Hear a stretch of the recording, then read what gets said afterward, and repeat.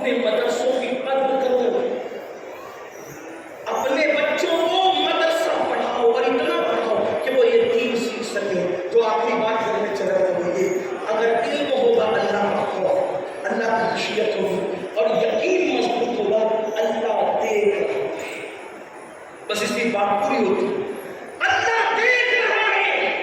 اور جب یہ یقین مضبوط ہوگا کہ اللہ دیکھ رہا ہے، اللہ دیکھ رہا ہے، تو اللہ دیکھ رہا ہے، یہ یقین مضبوط ہوگا، آدمی گناہ خود کو خود چھوڑ۔ دو چیزیں، یا تو کسی کا عقیدہ یہ ہو کہ اللہ نہیں دیکھ رہا ہے، اگر کسی کا عقیدہ ہو کہ اللہ نہیں دیکھ رہا ہے تو اس کے کافر ہونے میں شک کیا ہے؟ اور اگر کسی کا عقیدہ یہ کہ اللہ دیکھ رہا ہے اور اللہ دیکھ رہا ہے پھر بھی گناہ کرے تو وہ کتنا بڑا کچھ۔ ابا دیکھ رہے سگریٹ نہیں پیتا، سی ٹی وی کیمرے کی زد میں پان کھایا ہوا نہیں تھوکتا، تھوک نہیں رہے سی ٹی وی کیمرے کی زد میں، اور اللہ دیکھ رہا ہے زنا ہو رہا ہے، اللہ دیکھ رہا ہے شراب پی رہا ہے، اللہ دیکھ رہا ہے چوری کر رہا ہے، اللہ دیکھ رہا ہے جھوٹ بول رہا ہے، اللہ دیکھ رہا ہے جرائم کر رہا ہے۔ اس سلسلے میں جو آخری روایت پڑھ رہا تھا وہ یہ یاد رکھنا، جب بھی کوئی گناہ دعوت دے اور جب بھی نفس گناہ کی طرف پلٹ لائے تو اس تصور کے ساتھ کہ اللہ دیکھ رہا ہے، اس گناہ کو چھوڑ دینا۔ اگر ایک گناہ چھوڑ دو تو میرے آقا فرماتے ہیں اللہ دیکھ رہا ہے کہ تصور سے جو ایک گناہ تنہائی میں چھوڑ دے، اللہ بے حساب اس کو جنت نعیم میں داخل فرمائے۔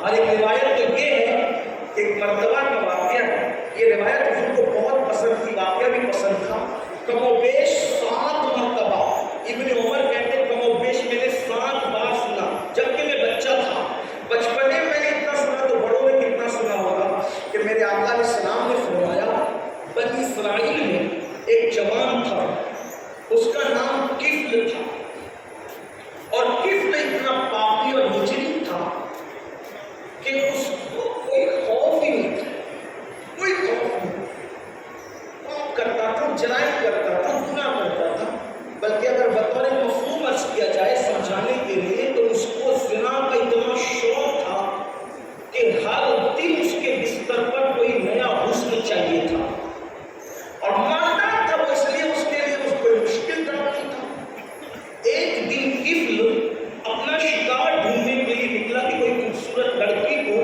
میں رات کے لیے تلاش کروں تاکہ اس کے ساتھ میں عیاشی کر سکوں۔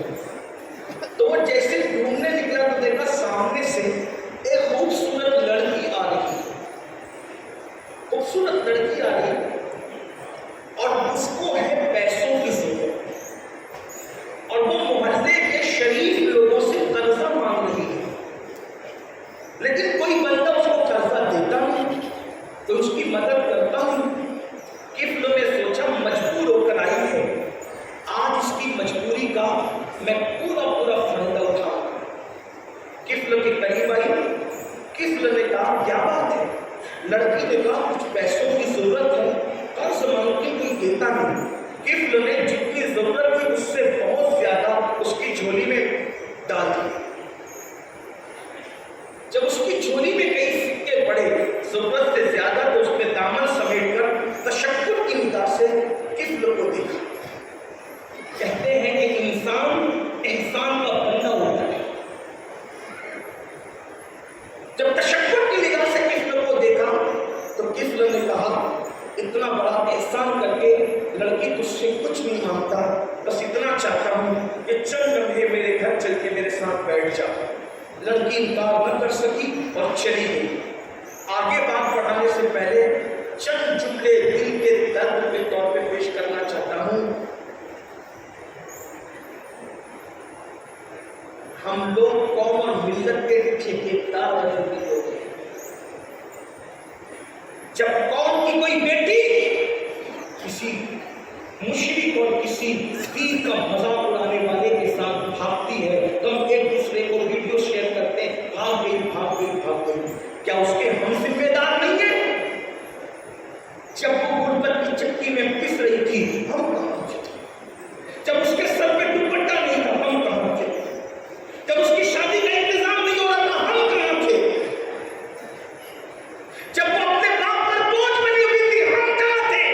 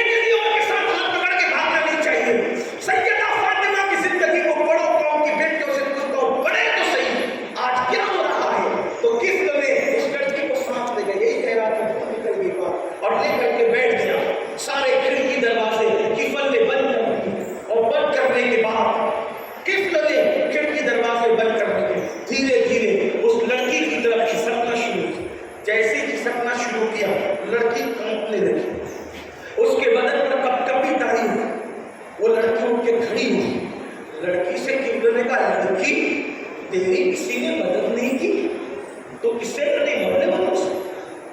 وہ مدد کرتے بھی تو تجھے ڈرنے کا اختیار تھا، اور تو ڈرتے بھی کیسے کہ میں نے سارے کھڑکی دروازے بند کر دی، وہ دیکھ بھی نہیں رہے، وہ نہیں دیکھ رہے، کوئی مرنے والا نہیں دیکھ رہا ہے، تو کس سے ڈر رہی ہے؟ وہ بھی ان سے جنہوں نے کوئی مدد نہیں کی، کوئی نہیں دیکھ رہا ہے، سب کھڑکی دروازے بند ہے۔